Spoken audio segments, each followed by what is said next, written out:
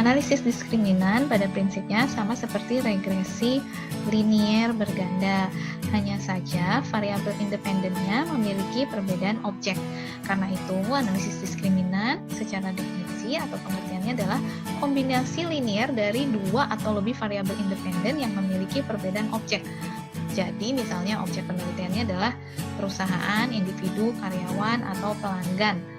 Nah, analisis diskriminan ini diukur dengan diskriminan skor ya. Jadi untuk menghitung tingkat perbedaan antar objek yang satu dengan yang lainnya. Uji hipotesis pada analisis diskriminan menggunakan z-scores ya. Nah, kita bisa lihat di sini contoh ilustrasi ya. Pada gambar ini adalah well-defined group A dan B. Kemudian yang ini poorly defined.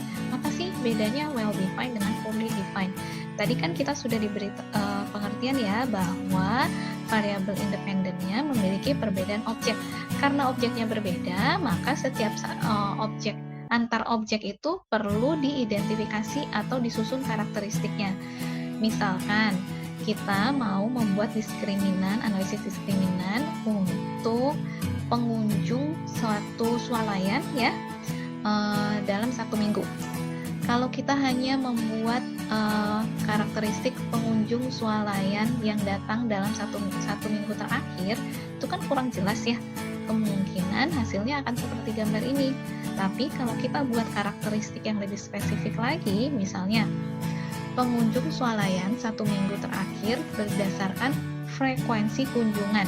Jadi dalam 1 minggu itu mungkin ada pelanggan ya yang datangnya dalam 1 minggu itu frekuensinya 1-5 kali. Ada juga yang lebih dari 5 kali. Nah, untuk 1-5 kali kita masukin ke kategori A misal. Kemudian yang lainnya lebih dari 5 adalah kategori B. Dengan demikian, maka hasilnya akan seperti ini, seperti pada gambar di sini ya. Berikut adalah ilustrasi analisis diskriminan. Di sini kita memiliki 2 kelompok pelanggan ya. Jadi kelompok 1 adalah atau A di sini ya, kelompok pelanggan yang membeli, dan yang tidak membeli kita beri simbol B. Nah, kasusnya adalah meneliti persepsi pelanggan akan suatu produk berdasarkan 3 kriteria. Ada durability, performance, dan style ya. Nah, kita punya 10 responden ya.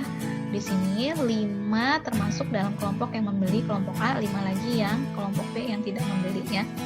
Ini adalah skor penilaian dari pelanggan-pelanggan tersebut ya. Jadi dibuat skornya itu 1-10 dengan kriteria seperti ini ya. 1 sangat buruk, 10 sangat baik ya. Lalu ini skor yang mereka pilih, yang pelanggan-pelanggan itu pilih ya. Ini ada rata-ratanya. Dari sini kita akan membuat grafik seperti ini. Nah, ini sama ya sebetulnya sama tabel yang sebelumnya. Kita lihat di sini ya. Durability ya dinilai 2 oleh pelanggan nomor 9 dan 10. Kita lihat ya di yang sebelumnya. Nah, ini ya. X1 nih di sini durability dinilai 2 oleh pelanggan 9 dan 10 ya. Dinilai 3 oleh pelanggan 7. Nah, kita lihat gini ya. Jadi bacanya seperti itu. Demikian juga untuk yang lainnya, performance dan style ya. Lalu hasilnya apa? Hasilnya adalah seperti ini. Lalu kita akan membuat fungsi diskriminan. Di sini diusulkan ada 3 ya. Yang ke-1 adalah berdasarkan X1, yang kedua persamaannya X1 plus X2, yang ketiga ini ya. Sehingga hasilnya adalah seperti ini. Nah, kemudian hasilnya yang mana? Nah, ini yang kita akan baca ya.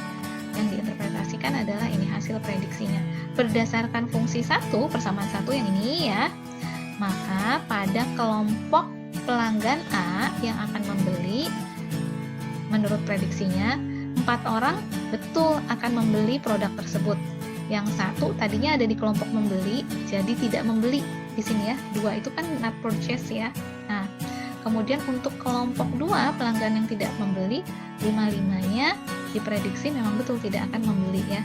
Sedangkan berdasarkan persamaan 2 atau fungsi 2 yang ini, hasil prediksinya menunjukkan 5 pelanggan di kelompok 1 betul akan membeli, 5 pelanggan di kelompok 2 yang tidak membeli, ya tidak akan membeli. Hasil yang sama juga untuk persamaan yang ketiga atau fungsi 3 yang ini ya. Demikian konsep dasar analisis diskriminan.